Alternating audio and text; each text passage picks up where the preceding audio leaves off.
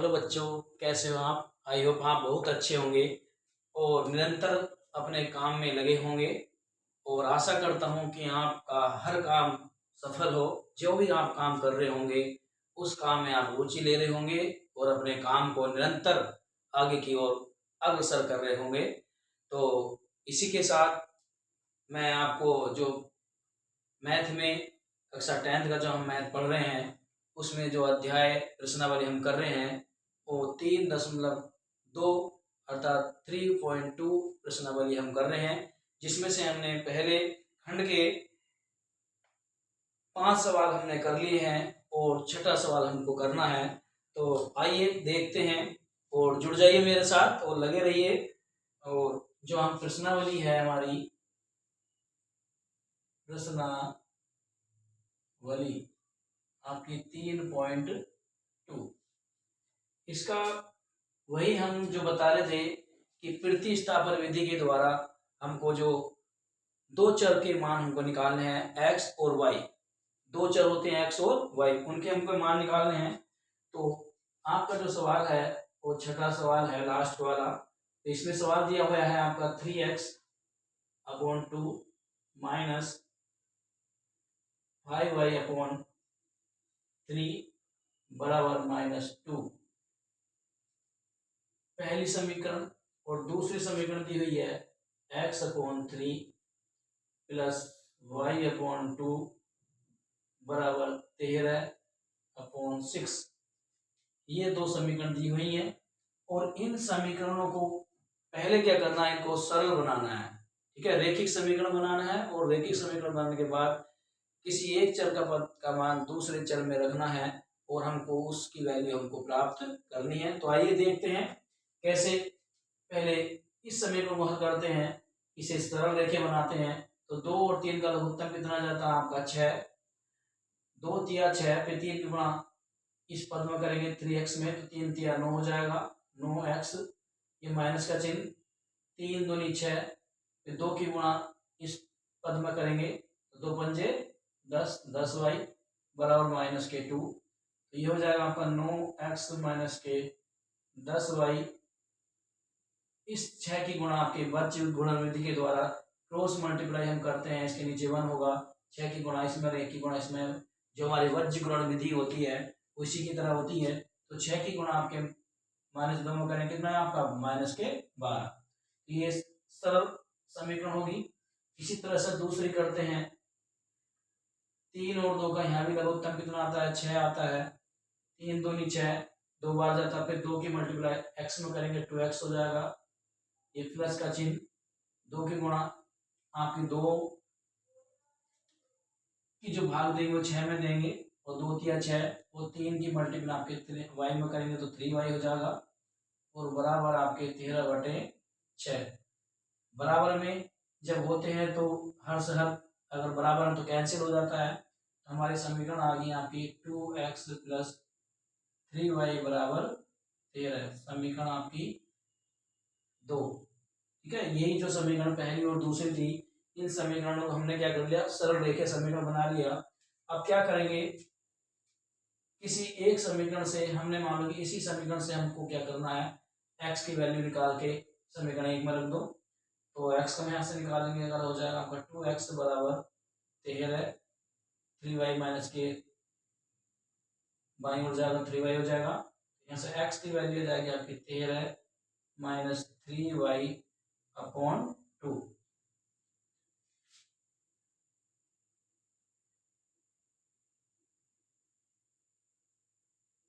x का मान समीकरण 1 में रखने पर, तो समीकरण 1 हमारी ये है, इसमें हम x का मान रख देंगे तो ये आपकी समीकरण 9, x की जगह ये पद रखेंगे 13 माइनस 3y/2 माइनस के 10y बराबर -12। ठीक है, अब यहां से क्या करेंगे, इस 9 की गुणा अंदर करेंगे तो 13 नंबर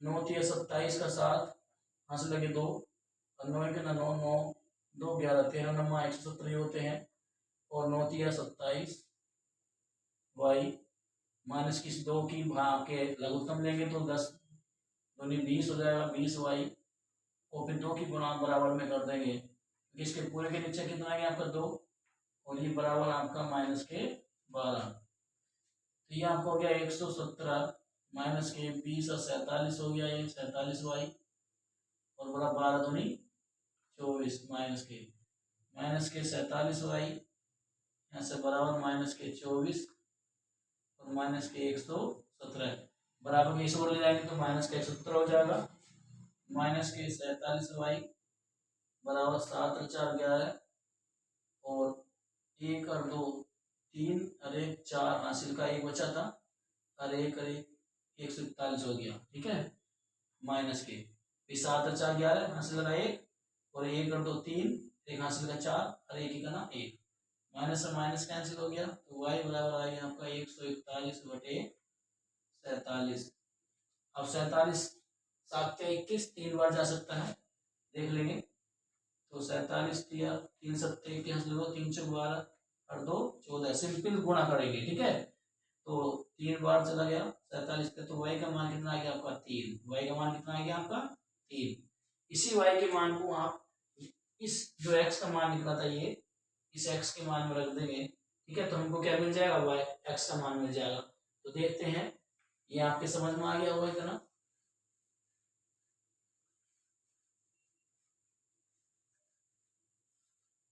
यहाँ से x बराबर है आपका 13 माइनस 3y अपॉन 2, तो यहाँ से x की वैल्यू जब निकालेंगे तो 13 माइनस 3 गुणा इस y का जो मान आपका 3 आया 3 रख देंगे और अपॉन 2, तो x बराबर आ गया 13 माइनस 3 तिया 9 अपॉन 2, तो x बराबर आ गया 13 9 के कितने बचे आपके 4 अपॉन 2, तो x बराबर कितना आ गया 2 दूनी 4, तो x का मान कितना आ गया आपका 2, अर्थात y का मान 3 और x का मान 2, अर्थात 2 आपके चढ़ते x और y, जिसमें x का जो मान आया आपका 2 आया और y का मान जो है आपका 3 आया।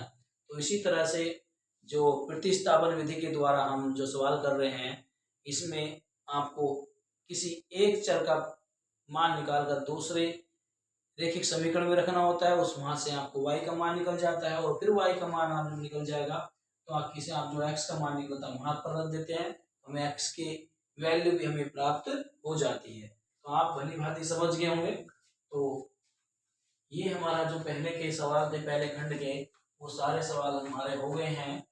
तो आगे देखते हैं जो दूसरा सवाल खंड है आपका उसमें क्या क्या पूछा गया है।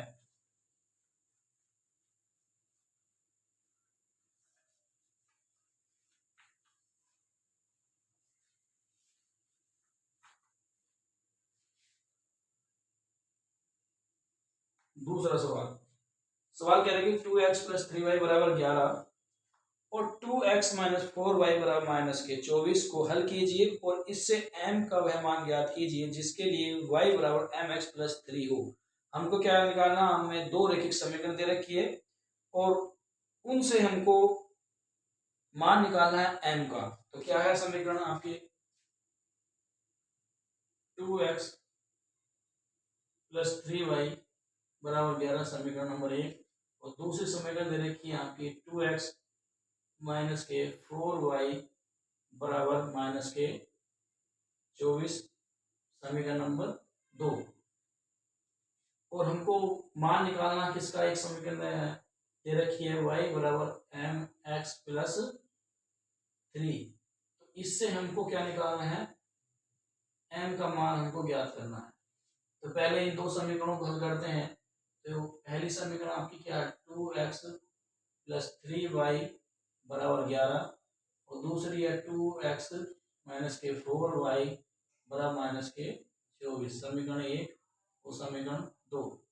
इन दोनों क्या करेंगे, चिन्ह चेंज कर लेंगे, प्लस का चिन्ह है तो ये माइनस का हो जाएगा, ये माइनस का तो प्लस का हो जाएगा, ये माइनस का है तो प्लस हो जाएगा, ठीक है।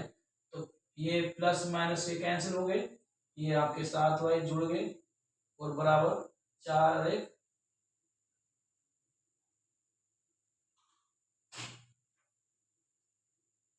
7y, 4 1 5 और 2 1 3, ये आपका 35 हो गए। तो y का मान आ गया आपका 7 से काट दें 7 पंजे 35, y का मान कितना आ गया आपका 5। इस y के मान से हमें क्या करना है, y का मान समीकरण 1 में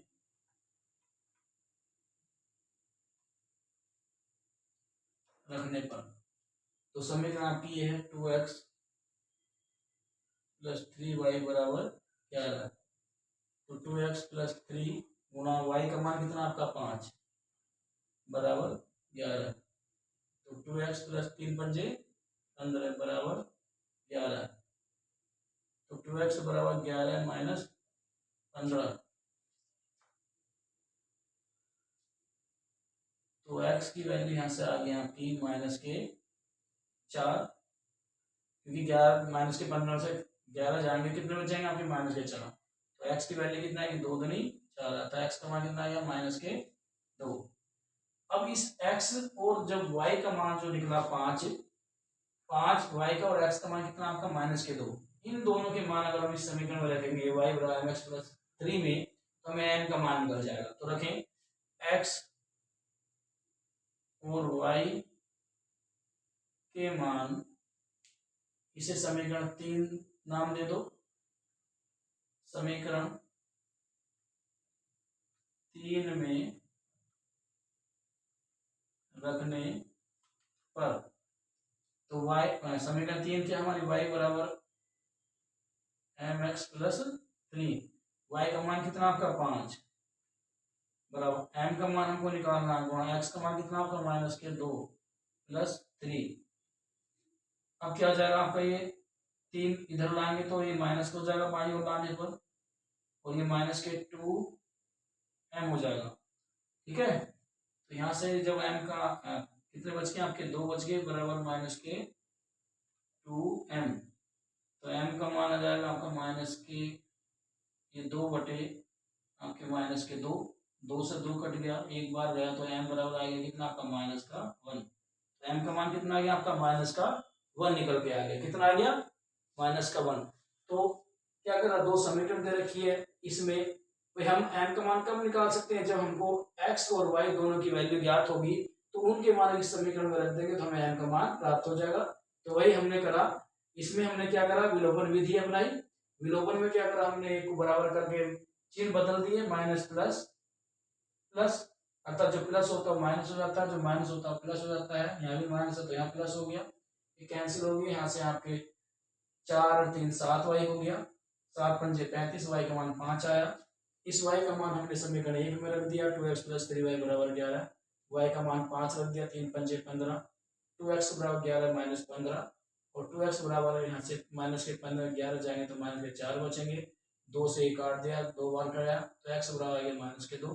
अब हमको x और y की वैल्यू प्राप्त हो गई, इन दोनों के मान हमने समीकरण 3 में रख दिए, तो हमें m का मान कितना प्राप्त हो गया माइनस के 1।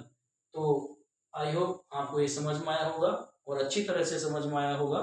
आशा करता हूँ कि आप मेरे साथ जुड़े रहेंगे और मेरी मैथ की क्लास को हमेशा कंटिन्यू आप देखते रहेंगे।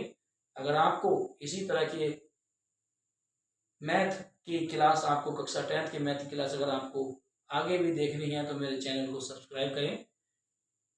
मेरे चैनल का नाम है राजवीर सिंह TGT टीचर। तो इसी के साथ मेरा सभी बच्चों को नमस्कार। हंसते रहिए, मुस्कुराते रहिए और अपने कार्य को करते रहिए।